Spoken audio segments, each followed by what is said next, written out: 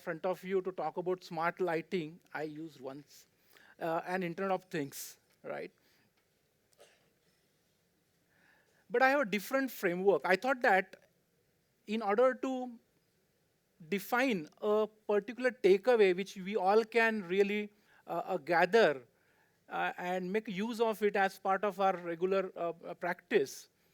And I thought of creating a framework which can be helpful for all of us as a clear takeaway from this conference or from this gathering.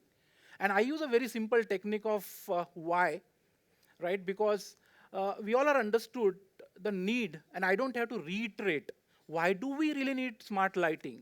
Why do we really need intelligent lighting? Right? Most of the speakers have already elaborated this, right from a theory to applications. And though we are talking about the future of lighting, Mr. Vikas already said it's here, right? But just to reiterate, so that we are really aware about it when we are thinking about this topic called smart or intelligent lighting. And I'm going to use this terminology called 4Es. Out of that, first is very obvious, which all of us are aware about it, and many times this has already been discussed here, called energy efficiency. But at the same time, I also collected one particular phrase called beyond energy efficiency. And then we heard about how we can take it to beyond energy efficiency by connecting it to human-centric lighting, by connecting into architectural perspective, by connecting it to different purposes which are just beyond energy efficiency. But still, I'm sure energy efficiency cannot be taken away as a basic purpose or objective when we are talking about or when we are deliberating on this very topic. The second E is about enhanced user experience. Right? We already talked about human-centric lighting.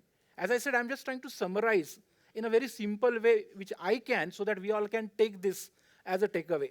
So, enhance user experience in terms of human-centric lighting, in terms of convenience, comfort, which lighting can really bring on. The third E is, again, we cannot really let go, and call environmental benefits. Sustainability is on everybody's mind. Now, it should not be just as a paperword or a buzzword.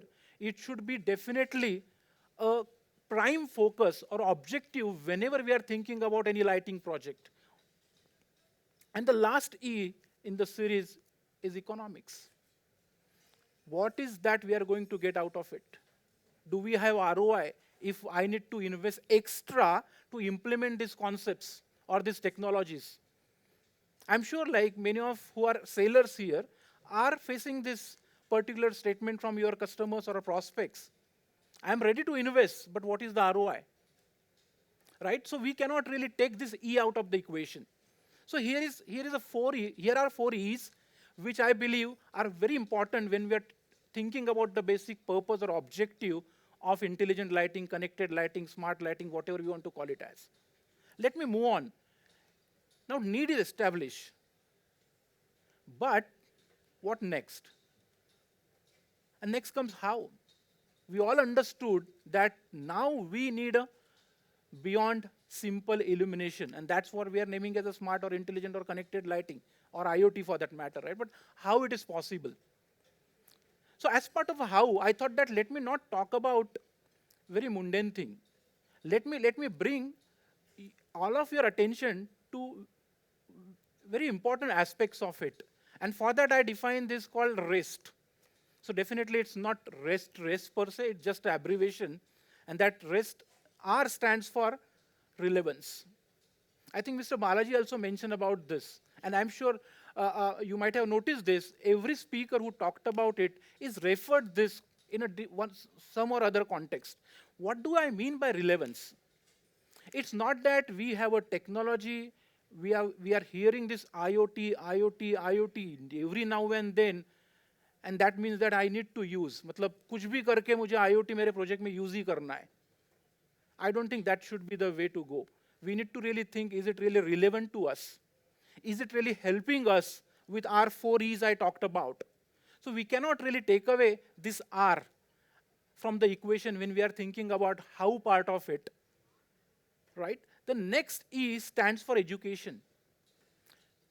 Extremely important when it comes to smart, intelligent lighting. Or for that matter, it's not only for this topic. Whenever we have something new coming up, if we don't have right knowledge, if we don't have right information, if we don't have right education or awareness about it, and trying to use that can be suicidal. And many a case, I hear this story that, oh, you're talking about IoT, you're talking about sensors, we are using it, but we are not really happy because it doesn't work. Unfortunately, what is happening, if we don't really think with a purpose, with the objectives, if we don't connect those right dots, if we don't bring the design element into it, technology is just an enabler. But at the end of the day, you know what? The technology becomes culprit. And basic reason what I personally believe is not having right awareness, not having right education about the subject. And that's the reason I'm really bringing everybody's attention here. We all are overwhelmed with the possibilities everybody talked about, isn't it? But believe me, if we end up doing everything, it is going to be chaos. It is going to be messy. And that's where this E is going to help all of us, called education, and having a right perspective to it. The next S, and I would like to bring this, I would have used sustainability for S, but I avoided that because I know everybody is aware about it. The problem which many are talking, but at the same time it is also ignored in a context because we are overwhelmed with the possibilities, and that's called security. And specifically, I'm talking about cyber security. We are talking about Internet of Things. I'm sure I don't have to scare you by giving some important numbers or valuable, not valuable, but in a different context rather, some numbers which are coming our way when it comes to cyber security threats. Somewhere, I'm sure like you would have come across this saying that no, now wars will be not fought on the ground, it will be in a virtual world. And how that is going to possible? Because virtually in our facilities, in our buildings, in our homes, we are almost connecting everything. And you know what? When we talk about connecting, we are actually opening a door for all those bad elements called hackers. Unfortunately, this subject is not still taken seriously in every aspect. Yes, it is definitely taken seriously when it comes to our financial world, because there is an impact which we can touch, feel. But this, I don't think the time is far away. If we are not really taking this seriously, probably it will have a very drastic and difficult situation to face. So whenever we are talking about all such new topic concepts, cyber security, or for that matter, security cannot be ignored. And that's the S as part of REST. And the next, of course, is the technology. We have been talking about technology, right? Are we embracing this technology with the right intent, with the right purpose? And that's what I thought, like, when we establish the need of having such kind of a concept or a solutions, how we are going to do it. And next, obviously, comes is what? And what, in simple meaning, is the applications for me. What kind of applications we can think of which will meet my why, which will also ensure how part of it. And for that, I'm not going to talk about or maybe refer to any architectures per se, but I will just walk you through few of the snippets of the real-time applications which are built and already implemented for some of our customers. Mr. Chakraborty already talked about called daylight harvesting. Please raise your hand if you found this scenario in some or other context. We did this experiment at our booth. We purposely decided to have 80% with a very abstract meaning. And the whole idea was that the obvious perception is, okay, are you talking about saving 80% energy because we are into a smart lighting world? or a exhibition? Answer is no. We would like to highlight your attention to, or bring your attention to, this situation is very common. Most of the facilities today are aesthetically and architecturally, with a sustainability in mind, are designed by having the facades, by having the north light structure, right? So that we have enough light available. In spite of that, most of the time you will find the artificial lights are switched on. Question is why? We are talking about smart lighting, isn't it? So whole point I am trying to highlight is there can be an application which we can think of, which can give us right light at right time at right place. Keeping it very simple. Of course, we are going to use all that what we heard about IoT and sensors and whatnot. But what matters is this. If we take this out of equation, then I already mentioned what may happen. But how we can do this?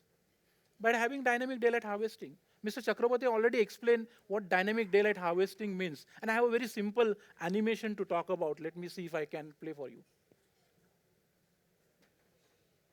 That's a sensor which can give you a real-time monitoring of available lux here on the ground. Just like we use thermostat for our HVAC applications, isn't it? We set a temperature. We can also set, for me, for a particular purpose, it could be a meeting, it could be a manufacturing process, what kind of a light I need in terms of lux. Just set it as a desired lux. You have intelligent sensors installed which can keep monitoring that, giving feedback to the intelligent controllers, and they can command the luminaires in that particular space. A very simple explanation of daylight harvesting. Very simple explanation of what I talked about called right light at right time at right place. It's not a rocket science. It's just a common sense, and that's where I caught that a sentence what Mahesh just coined. Let me highlight very important aspect of this particular concept. And this is not just a concept. You see a real-time picture or a snapshot of an application implemented this for one of the manufacturing facility. You see the average lux on that floor is 421. Out of the total connected lighting, it's only 63%, 63% is utilized to generate that kind of a lux. Meaning the remaining is straight away savings. And on top of that, I'll not get into other aspects of such kind of a system in terms of energy monitoring, fault detection, data for right decisions. This is a very interesting slide because I know we all can really appreciate the slides, the pictures, right? But we cannot substantiate it if we don't have numbers. This is the first project we did as part of our journey into this field for a German company, German automobile ancillary company here in Hosur. And all these are actual numbers. It was implemented by one of our partners, Qualita Max. We could prove that they can easily achieve ROI well within 2 years. And as I said, no rocket science. 252 light fixtures, 120 watts each, consuming 24/7 energy in normal scenario. With such kind of a systems being implemented, morning 9 to 6 or 6 to 6, those were only consuming 55%, 55 wattage. And hence the numbers. I'll quickly walk on, I just have a couple of seconds limits. I also would like to bring your attention to a very interesting concept. I'm sure like everybody have this device in your hand, in your pocket. We call it as a phone, right? In my opinion, we should not really call it as a phone. It is much more than that. If you go back in a history, we were using multiple devices, one to make a telecommunication possible. I don't know how many of you really aware or use the pagers for textual communication, cameras.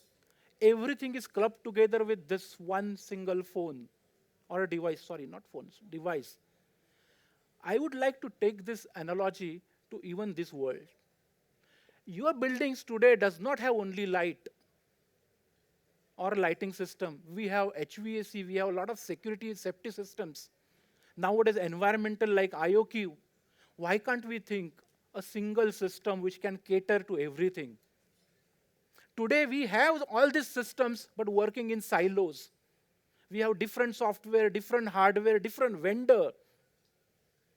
And many a times, because of this kind of a situation, the real benefits really doesn't arrive, and the beneficiary are really away from all those benefits. So I would like to really bring that as a concept called convergence lighting. Can we talk about convergence lighting? Very simple, it's a concept again. I'm not saying it's anything new I'm talking about. I'm just trying to redefine it. If you see this picture, obviously about your real-time status of lighting as part of a lighting management system, but the same software is also been used for multiple other things called fire alarm systems, your IOQs, VAVs, energy monitoring, whatnot. Today's technology is really making it possible. Question is that, are we really choosing it right? Question is that, are we really applying the why part I talked about? Question is that, are we really thinking about how?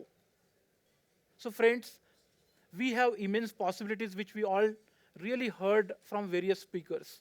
My only point and request here is that let's not be just overwhelmed with whatever we have as an access to technology. Let's think through, and that is going to help us to make most out of it. Thank you so much.